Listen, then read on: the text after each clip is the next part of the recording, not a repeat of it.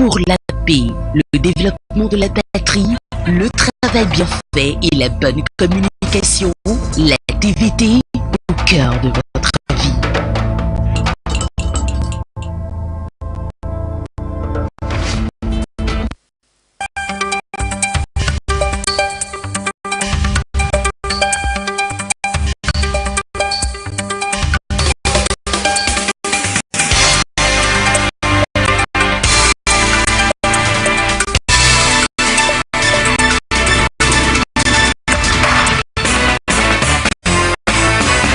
La TVT au cœur de l'information.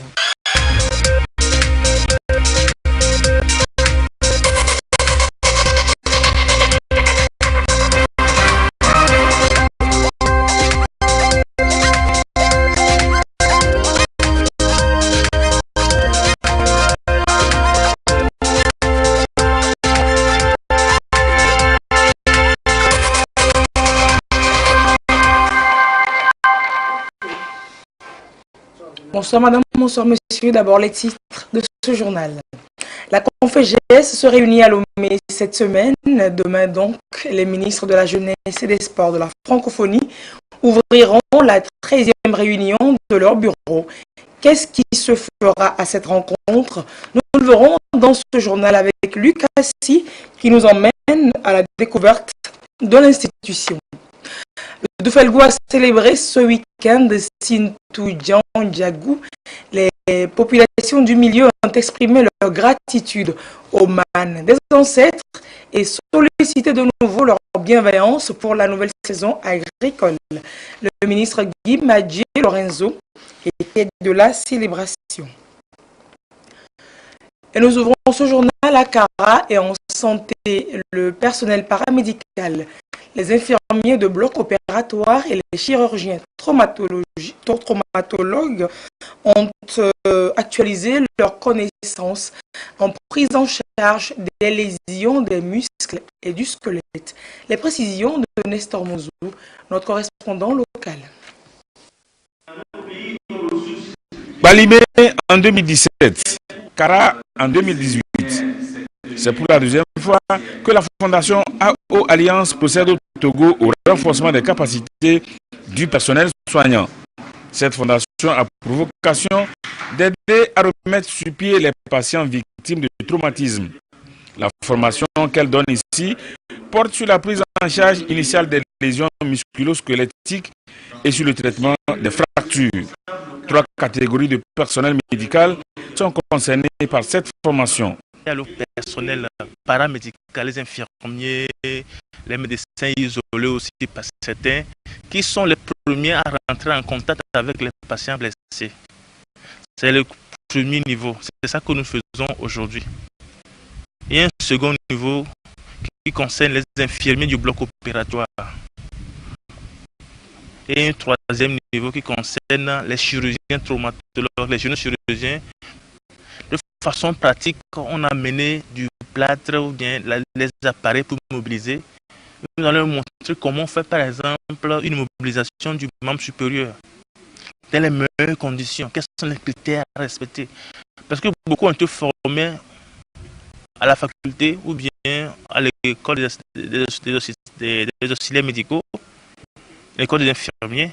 Ils n'ont jamais touché le plâtre.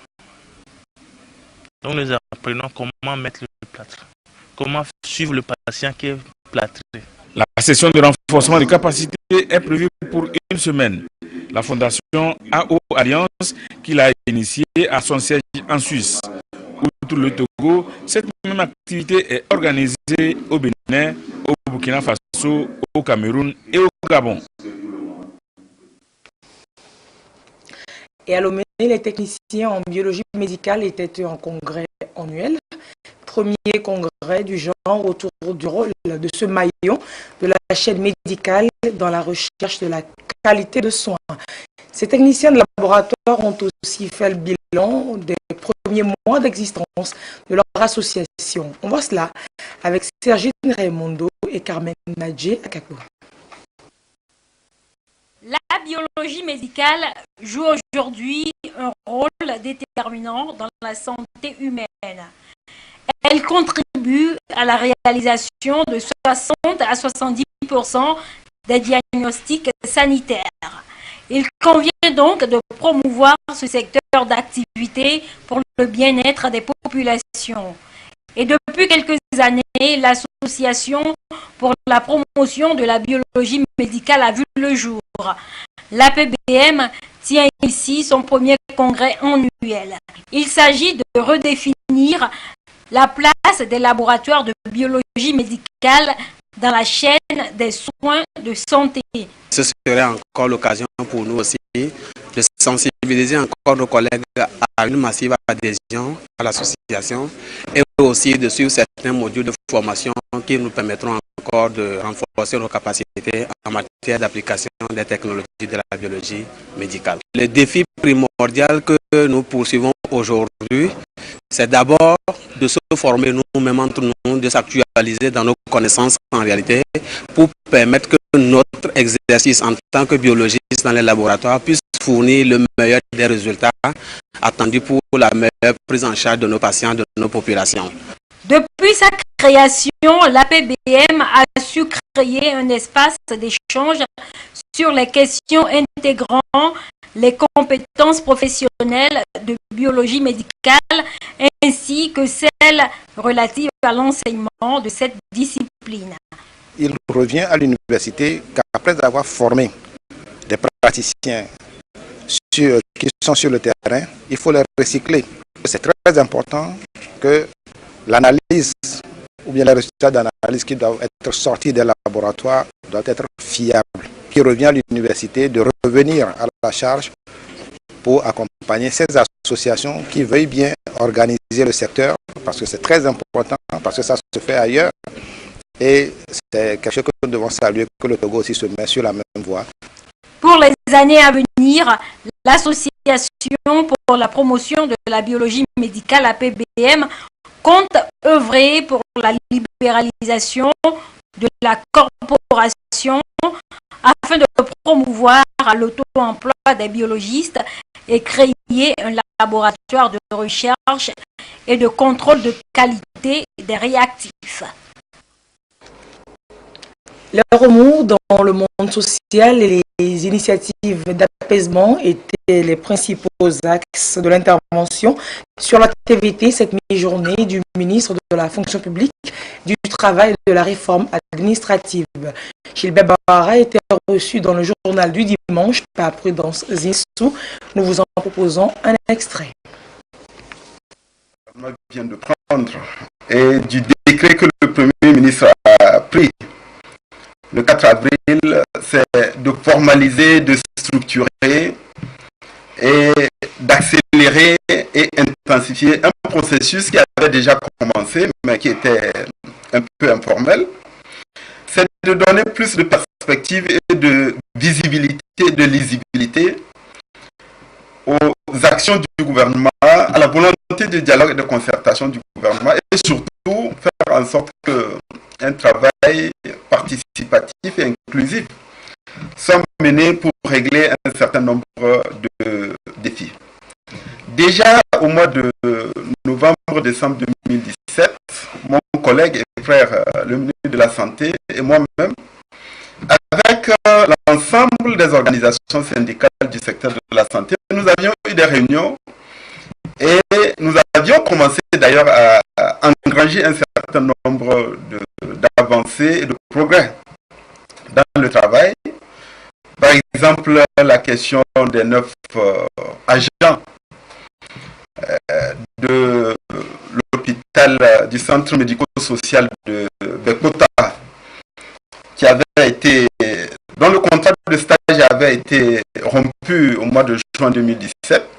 Cette question avait été réglée pratiquement parce que nous avions préconisé à l'endroit de ces 9 agents de rédiger, de faire des demandes de réintégration et que le gouvernement allait veiller à ce que le directeur de ce centre médico-social de Bekota examine favorablement cette demande. Et donc, dans ce contexte-là, on n'aurait pas dû encore avoir sur les plateformes revendicatives le sujet relatif à l'intégration de ces 9 agents. Mais cela étant, aujourd'hui, c'est un problème définitivement réglé. Il y a une volonté d'ouverture et un acte de conciliant de la part du gouvernement et du directeur du centre médico-social de Baie. Nous pensons que personne, aucune organisation syndicale ne va encore évoquer ce problème. Il en est de même concernant le problème de bonification d'ancienneté en faveur des contractuels du secteur de la santé qui sont recrutés dans la fonction publique en disposant d'une expérience professionnelle acquise dans les structures publiques. Ce problème aussi, au mois de décembre 2017, nous avions indiqué notre volonté à examiner cette question favorablement pour une issue heureuse. Et les personnes concernées ont la possibilité d'adresser leur dossier à notre ministère. Nous allons le traiter. C'est la même chose concernant le processus d'adoption du statut particulier des personnels médicaux du secteur de la santé. Il y a un groupe de travail qui était déjà à l'œuvre. Oui. Donc c'est pour dire qu'avec la mise en place du groupe, il y a déjà des acquis qui ont été engrangés, il y a des avancées qui ont été enregistrées, mais nous allons amplifier le travail en faisant en sorte que l'ensemble des problèmes et des préoccupations qui minent le secteur de la santé puissent être examinés. Et au-delà des femmes et des hommes de qualité qui ont été désignés par le Premier ministre pour faire partie du groupe, il est loisible au groupe de s'appuyer sur d'autres personnes ressources, d'autres compétences, qu'il s'agisse des directeurs généraux des hôpitaux et qu'il s'agisse de personnalités jouissant d'une expérience solide dans le secteur de la santé, et même tous les autres ministères concernés, le ministère du Plan, le ministère de l'enseignement supérieur et de la recherche, tous ceux qui ont vocation à contribuer et à favoriser le bon déroulement et le bon aboutissement du groupe de travail, tout cela sera fait. Et donc, je voulais profiter pour rassurer. Oui. Bien entendu, il y a un élément important qui a été souligné par les membres du groupe de travail. C'est qu'à partir du moment où l'ensemble des préoccupations et des revendications qui étaient à l'origine des mouvements sociaux, des grèves, des perturbations dans le secteur de la santé sont en train d'être examinées et d'être traitées, dans l'esprit que je viens d'indiquer, il n'y a plus de raison qu'à partir de maintenant, on ait encore des perturbations dans ce secteur. Donc, nous profitons de lancer un appel à l'apaisement et à la sérénité. Nous allons œuvrer aussi bien au niveau du gouvernement que du groupe de travail, qui est d'ailleurs dirigé par un membre éminent du SYNFOP, pour que les résultats soient rapidement au rendez-vous. Monsieur le ministre, quel est le sort réservé aux conclusions du groupe de travail au niveau du secteur de l'éducation? Vous savez, on a beaucoup de peine par rapport à l'immensité des efforts qui ont été faits par le gouvernement dans le secteur de l'éducation et les résultats auxquels nous sommes parvenus, surtout la situation actuelle. Oui.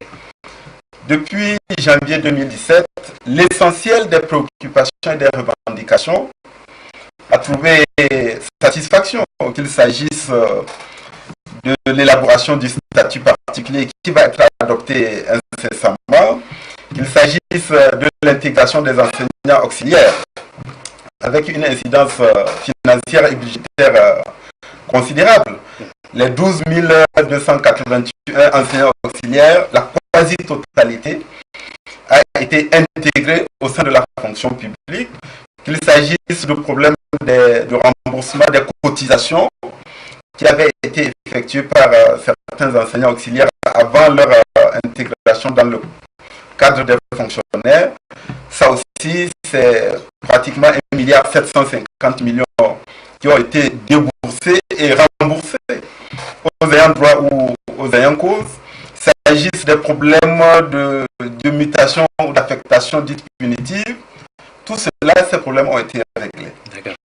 En matière de primes, nous nous rappelons que depuis 2012, l'État avait instauré des primes de rentrée de bibliothèque, ensuite une prime d'incitation à la fonction enseignante, et ces primes ont été regroupées et ont connu une amélioration significative. Au mois de mars 2017, le gouvernement a procédé au doublement de ces primes pour les faire passer, notamment la prime d'incitation à la fonction enseignante, pour la faire passer de 8 000 à 16 000 pour les catégories BCD et de 10 000 à 20 000 pour les catégories A. Et au mois d'octobre 2017, 5 000 a été ajouté systématiquement à l'ensemble des personnels éducatifs. Ce qui fait que nous aurions espéré et souhaité que les activités pédagogiques et scolaires connaissent un meilleur déroulement, qu'il y ait la sérénité, le calme et la tranquillité. Mais malheureusement, au moment où nous parlons, nous constatons que les enfants auront été les victimes expiatoires de nos comportements, notamment de l'attitude des organisations syndicales, que les programmes et les acquis ne sont pas obtenus, ce qui fait que nous risquons d'aller vers un système éducatif au rabais. Cela étant, dans un souci d'ouverture, d'apaisement, le gouvernement a poursuivi avec les initiatives. C'est dans cet esprit qu'il faut inscrire le rapport et le groupe de travail auquel vous faites référence. Les conclusions ont été remises au Premier ministre, à la fois un rapport et un projet de protocole d'accord. Depuis vendredi, nous sommes intensement engagés dans des conciliabules et des consultations avec tous les acteurs du système éducatif, les fédérations des organisations syndicales d'enseignants, les centrales syndicales, la coalition nationale togolaise pour l'éducation pour tous, les responsables de l'enseignement confessionnel et l'Union nationale togolaise des associations des parents d'élèves et étudiants, pour voir comment finaliser ce processus, ce protocole d'accord et parvenir à sa signature. Je crois que c'est vraiment l'intérêt de nous tous de faire en sorte que le calvaire de notre système éducatif prenne fin, que l'éducation à laquelle les enfants ont droit en tant que droit fondamental puisse être assurée et que nous puissions, dans un esprit de responsabilité, continuer à développer et à moderniser notre système éducatif. Une question sur le dialogue politique. À ce jour, que peut-on retenir comme avancée? Que du côté du président de la République et du gouvernement, il y a une détermination à parachever le processus de dialogue et à parvenir à des compromis permettant de réaliser des réformes constitutionnelles et institutionnelles allant dans le sens de l'approfondissement de la démocratie et de l'état de droit. Et cela n'est possible que si chaque parti fait preuve d'ouverture, je dirais même de sens de compromis, et surtout si nous respectons scrupuleusement les règles et les principes fixés dans la Constitution, les règles démocratiques et les règles de l'état de droit. À ces deux conditions, nous pouvons rapidement terminer le dialogue et avoir des résultats. Et à cet effet, il faut éviter, comme nous le disions concernant le climat social, de poser des actes et d'avoir des attitudes qui suscitent des ressentiments au sein de la population. Donc là aussi, nous devons continuer à faire preuve d'apaisement et de décrispation, y compris en respectant les engagements que nous avons déjà souscrits en ce qui concerne la suspension des manifestations publiques.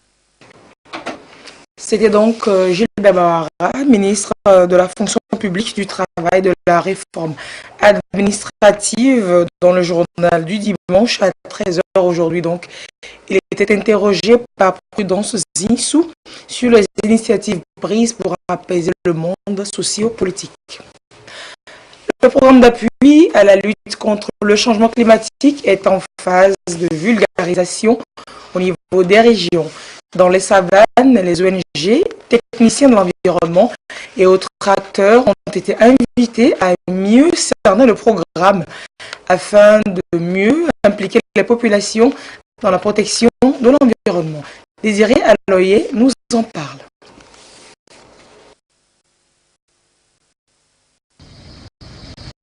Les changements climatiques, phénomène préoccupant ces dernières années. Pour y faire face, le Togo s'est doté d'un nouvel outil. Il s'agit du PALCC, Programme d'appui à la lutte contre le changement climatique.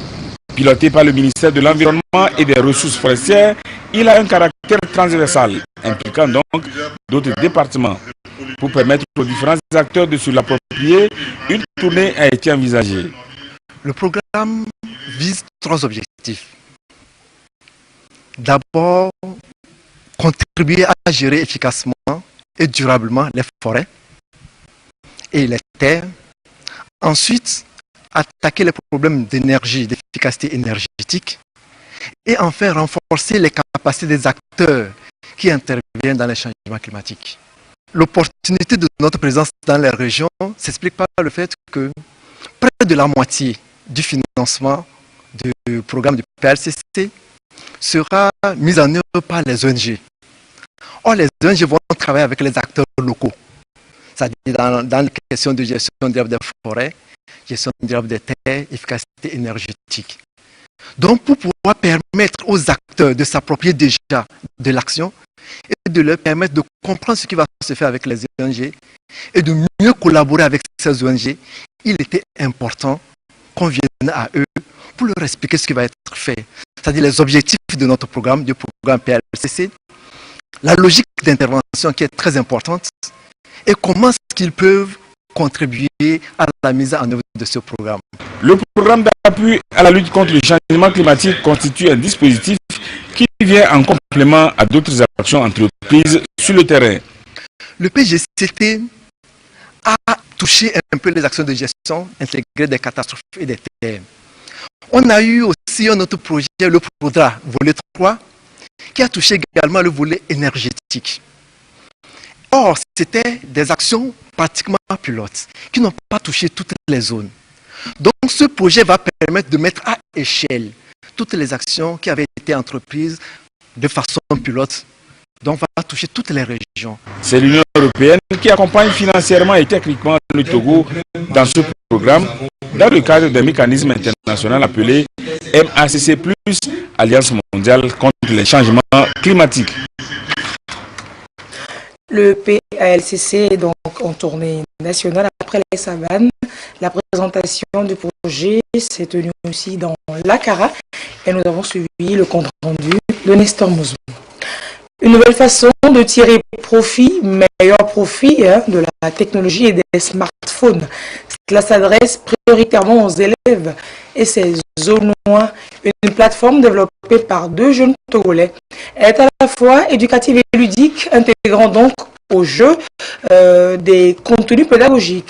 Sandra Aziagbe et Kwesala étaient mercredi dernier à la cérémonie de lancement. Voici le reportage. Apprendre tout en s'amusant. Le concept est développé durant 5 ans à travers la start-up Zonois. Tous les programmes d'enseignement national validés par un panel d'enseignants sont pris en compte par cette application 100% togolaise. Ici, les élèves venus des collèges et lycées de Lomé et ses environs sont conviés pour jauger la quintessence de cette plateforme numérique. 10 questions en 2 minutes. Des volontaires ont été soumis à l'exercice. J'ai été content lorsque j'ai fini de gagner. Moi, je trouve que c'est un bon jeu et que tout le monde peut participer. Ce qui m'a plu sur le jeu, c'est que le jeu peut permettre aux élèves de pouvoir développer leur capacité cérébrale. Le jeu, c'est très bien conçu pour nous les élèves.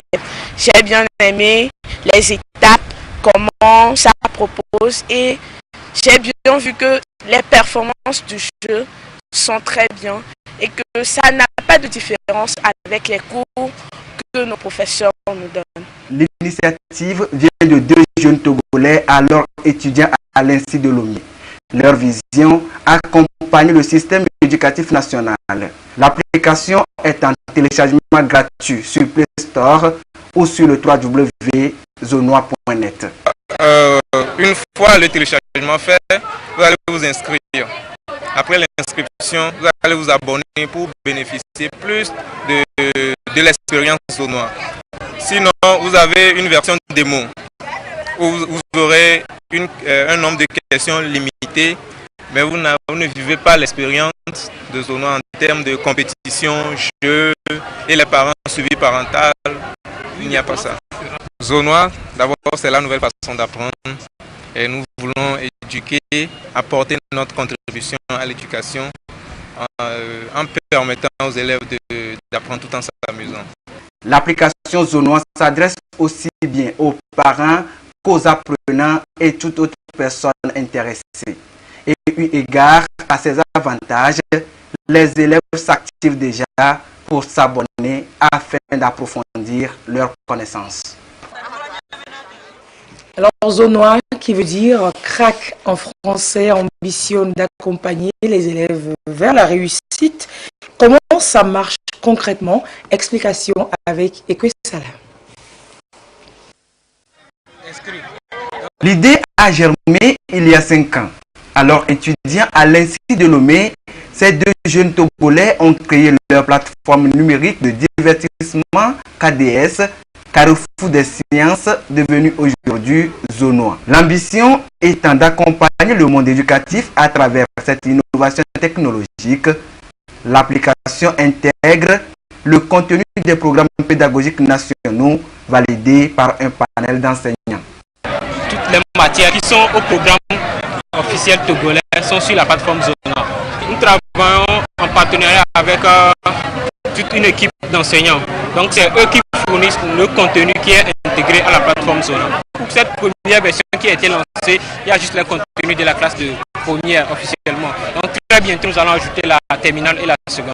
L'utilisateur se trouve dans un jeu et il apprend tout en s'amusant. Et les mots de jeu sont conçus justement pour donner l'envie aux utilisateurs de ne pas perdre leur temps sur les réseaux sociaux, du moins bénéficier des opportunités qu'offrent les nouvelles technologies. Simple et adapté à tous les smartphones, tablettes et ordinateurs, cette start-up est disponible en téléchargement gratuit sur Play Store et sur le www.zonois.net. Sous forme de quiz, de résumé de cours, Zonois met un accent particulier sur les réalités togolaises. Pour bénéficier de plus d'options, les utilisateurs doivent d'abord s'abonner. Une fois inscrit, vous entrez dans la famille des cracks, ces fameux Zonois. Donc une fois inscrit, vous aurez une interface qui va se présenter comme celui-ci. Donc vous aurez jouer et lire un cours. Donc dans jouer, vous avez la liste des matières qui sont au programme officiel togolais. Donc vous choisissez une matière dans laquelle vous voulez jouer et l'application se charge de vous proposer des questions sous forme de QCM. Donc vous serez en train de jouer, mais tout en apprenant en fait. Et à la fin, vous avez les corrections et vous avez aussi droit à un classement en comparaison avec les autres utilisateurs de la plateforme. Donc une fois inscrit, vous avez un contenu limité en fait. Donc nous demandons un abonnement qui se fait rapidement, directement dans la plateforme. Vous choisissez la partie abonnement, s'abonner. Donc vous avez s'abonner, vous choisissez votre pack d'abonnement. L'application Zonois dispose d'une interface pour des suggestions et avis en vue de l'amélioration de ses performances. Les initiateurs du projet se disent déjà à pied d'œuvre pour intégrer d'autres contenus lors des prochaines mises à jour de cette plateforme numérique 100% togolaise. Et il s'ouvre à Lomé dès demain lundi et ce jusqu'au 13 avril La 13e réunion du bureau de la conférence des ministres de la jeunesse et des sports de la francophonie. La CONFEJES est une institution intergouvernementale qui œuvre sous la coupole de la francophonie. Nous vous proposons de mieux la découvrir dans ce dossier de Lucassi. Instance de la francophonie créée en 1969, la conférence des ministres de la jeunesse et des sports de la francophonie CONFEJES a pour vocation première d'assurer la promotion de la participation des jeunes à la réussite des changements stratégiques, porteurs de développement économique et de cohésion sociale. Espace de concertation mais aussi d'action, la CONFEJES apporte conseils et appui à ses membres dans les domaines de la jeunesse et du sport, contribue à la formation des cadres dans ces mêmes secteurs et au développement de la vie associative. Cette institution intergouvernementale composée de 43 pays agit en étroite collaboration avec l'Organisation internationale de la francophonie OIF. Des réunions temporaires à l'endroit des membres et du bureau de l'institution sont tenues pour définir les orientations de la CONFEJES et voir les actions à mener pour adapter les missions de l'instance à l'actualité. C'est dans ce contexte que le Togo accueille la 13e réunion du bureau de la CONFEJES qui se tiendra du 9 au 13 avril prochain à Lomé pour contribuer à la création d'un environnement propice à la mobilisation, à la formation, à l'insertion sociale, économique et professionnelle des jeunes, appelés à jouer un rôle déterminant dans la construction de l'espace francophone. Cette réunion est axée sur le thème « Jeunesse et sport, quelle contribution dans la lutte contre le radicalisme, l'immigration clandestine et l'extrémisme violent pour vivre ensemble à l'orée du cinquantenaire de l'institution commune ». Et ceci cadre avec l'un des programmes jeunesse de la CONFEJES qui est d'aider au développement de l'entrepreneuriat des jeunes, de soutenir également l'insertion socio-économique de ces jeunes.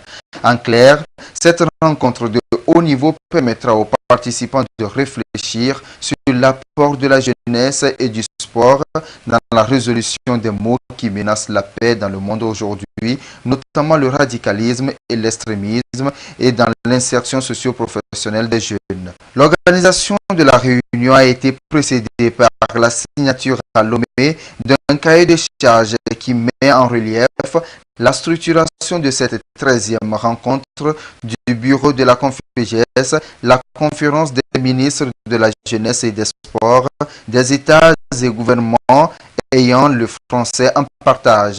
Cette rencontre portée par le Togo démontre une fois encore le retour incontestable du pays sur la scène internationale.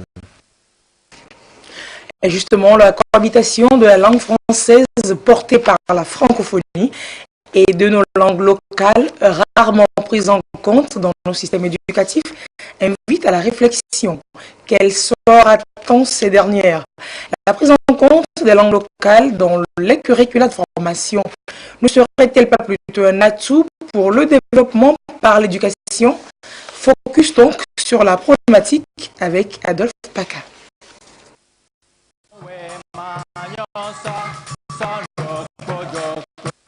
Nous sommes ici dans une classe de CP2. Après la montée des couleurs, le maître introduit toujours son cours par une animation.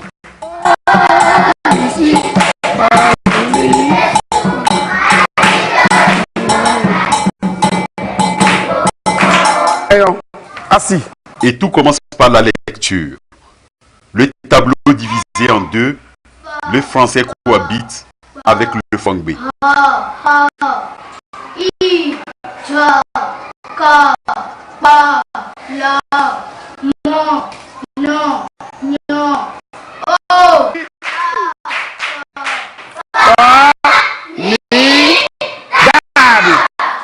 C'est bien. En 2 ans d'apprentissage, les enfants ont déjà la maîtrise. Ils lisent et écrivent leur langue maternelle, comme le français, dans lequel ils font leur premier pas.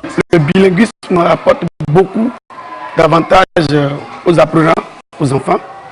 Ils connaissent déjà leur langue avant de quitter la maison. Les enfants progressent plus vite. Ils comprennent déjà leur langue maternelle. Et quand on va en français, le transfert n'est plus difficile ici. On voit que les enfants, comme ils partent de leur langue, ils comprennent mieux les enseignements qu'on leur donne.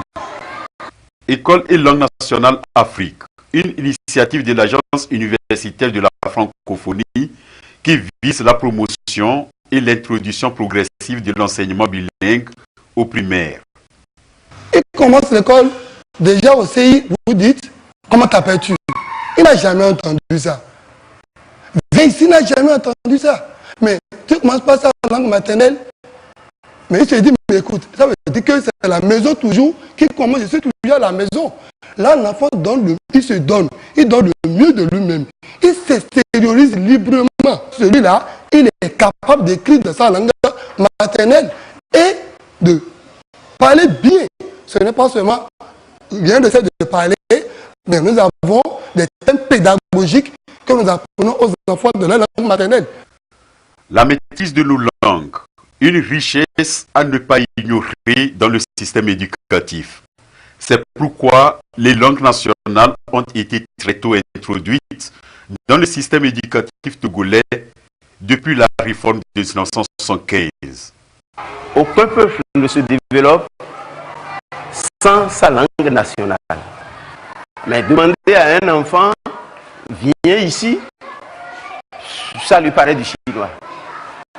Alors, à la maison, par exemple, il connaît Wafi, Anna, Wambi. Il connaît ça.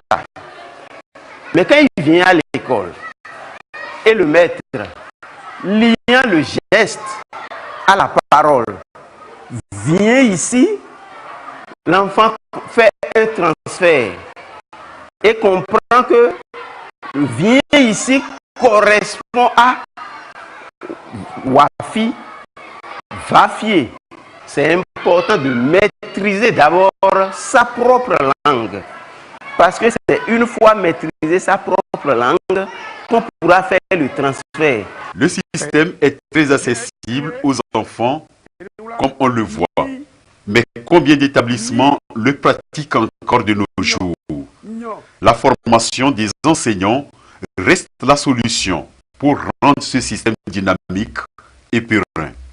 Beaucoup de chercheurs ont prouvé que l'enfant pris dans sa langue maternelle a un meilleur apprentissage d'une nouvelle langue.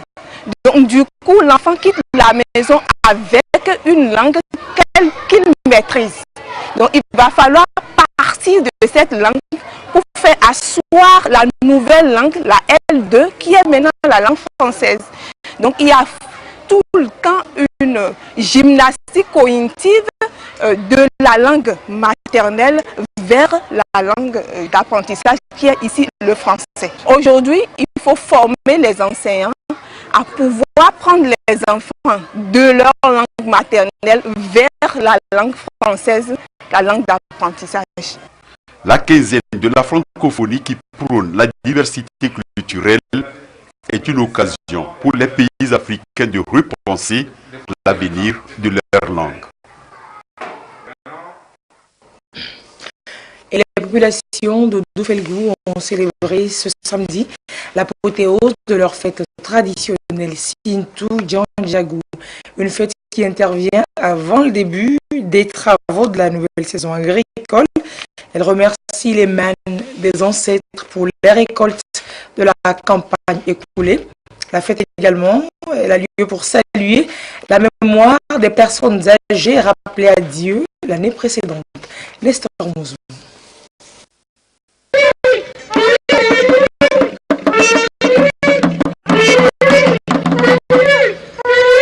Le son du corps qui invoque le nom des ancêtres pour que ceux-ci viennent se rendre compte de ce qui se passe ici. L'événement qui rassemble ce monde, c'est celui de Sintou Djandjagou, la fête traditionnelle des Naoudéba et Lamba de la préfecture de Doufelgou. Cette année encore, c'est dans une grande ferveur que cette fête s'est déroulée à Niamtougou.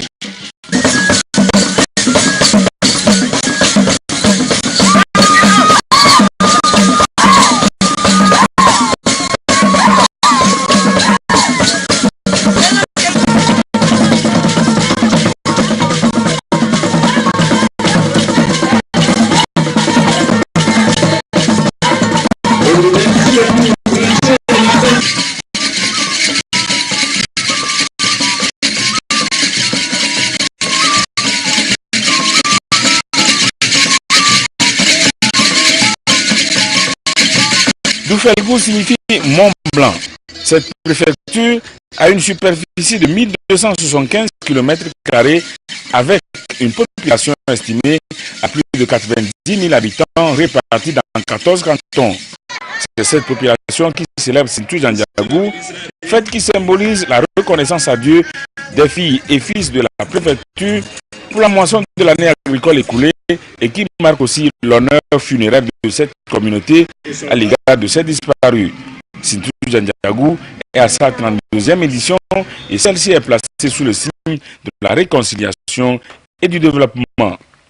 De nos jours, la politique du chef de l'État en matière de la réconciliation dans la compréhension et l'entente mutuelle permet à nos populations de vivre une nouvelle ère de développement dans de nouveaux domaines. C'est dans cette optique que la célébration de cette 32e édition de la fête traditionnelle Sintou Jandiagou s'inscrit sous le signe de la cohésion sociale, de la solidarité, de la réconciliation et de la paix, sans lesquelles aucun développement n'est possible. En effet, Sintou Jandiagou a été depuis longtemps une occasion pour les filles et fils de Doufelgou de se retrouver, de fraterniser et de promouvoir leur savoir-faire à travers leur diversité culturelle qui constitue en quelque sorte un instrument et un symbole d'union et de cohésion entre les enfants de la préfecture, qu'ils soient Lamba ou Naouda. Les peuples Naoudéba et Lamba cultivent pour l'essentiel du petit mil, du sorgho, du haricot, du maïs, de l'arachide, des ignames et du fonio. Le fonio, une des principales cultures aussi des Akposso Akebou. Depuis 5 éditions, les Akposso Akebou sont associés à la célébration de Sintou Jandiagou. Nous voici encore à ce rendez-vous de l'histoire commune où nous avons commencé à écrire les plus belles pages depuis ces 5 dernières années. Et cela n'est pas le fruit d'un hasard. En effet, nous sommes les seuls peuples de notre pays à avoir en partage la culture du fonio, une denrée dont les vertus alimentaires et même thérapeutiques ne sont plus à démontrer. Il est très indiqué aux diabétiques en raison de sa faible teneur en amidon, donc en sucre. S'adressant aux natifs de Doufelgou, le représentant du chef de l'État à cette 32e édition de Sintou Jandiagou a souligné que le choix de marquer périodiquement une pause dans leurs activités afin de célébrer cette fête est louable à plus d'un titre. Il s'agit pour toutes les composantes de la préfecture de jeter un regard rétrospectif sur le travail abattu au cours de la saison qui s'écoule afin d'en tirer les leçons pour l'avenir. C'est aussi une occasion de ressourcement et d'affirmation d'identité. L'initiative de fédérer Sintou de Lamba et Jandiagou de Naoudéba en une seule et unique célébration dénote de votre attachement à vos valeurs culturelles et votre volonté de revaloriser votre riche patrimoine culturel. C'est un symbole fort de votre engagement à unir les forces vives de la préfecture en vue de son développement.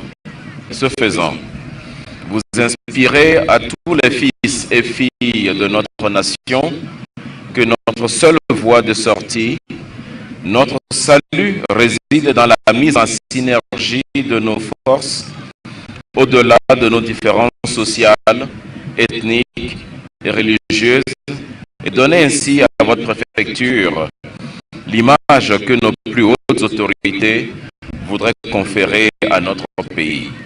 Nous vous exhortons à faire de cette fête et du riche patrimoine culturel de votre préfecture un véritable pilier susceptible de stimuler la créativité, développer le tourisme et ensuite booster l'économie de notre pays.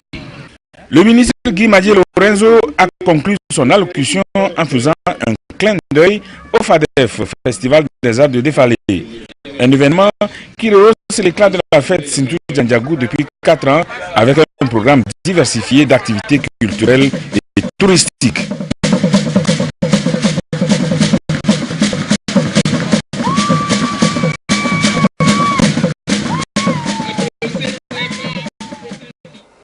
Point final à ce journal, vous serez en compagnie d'Adolphe Paca pour l'édition de nuit à 22 h. Juste vous rappeler avant de nous séparer que les couleurs du Togo flotteront bien à la finale du concours de chansons de Voice Afrique francophone. Victoire Biakou l'a fait hier avec le soutien du public. Elle s'est qualifiée pour la finale. Et de ce soutien, elle a encore besoin plus que jamais. C'est le tournant décisif. Vous envoyez V12 au 50-52 sur Togocel et Move. Très belle soirée et très belle nouvelle semaine. Fructueuse semaine donc à tous. À très bientôt sur la télévision.